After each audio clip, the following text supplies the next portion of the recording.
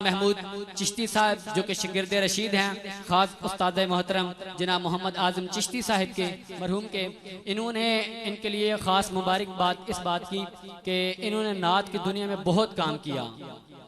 अल्लाह ताला इनके इसी तरह ही दिन दुगनी रात चार गुनी इनको नात की दुनिया में काम करने की तौफीक अता फरमाए। और मैं खलीफा मजाज जनाब खलीफा आफ्ताब साहब से गुजारिश करूँगा कि वो आएँ और सुल्तान महमूद चिश्ती साहब की ताजपोशी भी फरमाएँ। उसी के दौरान दुरूद पाक की सदा में हम इन्हीं के उसके बाद इनकी नात सुनते हैं। आप तमाम अहबाब दुरूद पाक पढ़ लीजिए और खलीफा साहब से गुजारिश है कि वो आएँ और सुल्तान महमूद साहब की ताजपोशी फरमाएँ। अल्लाह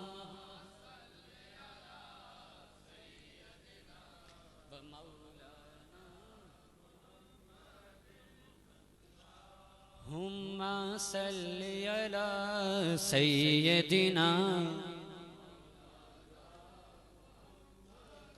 अल्लाह।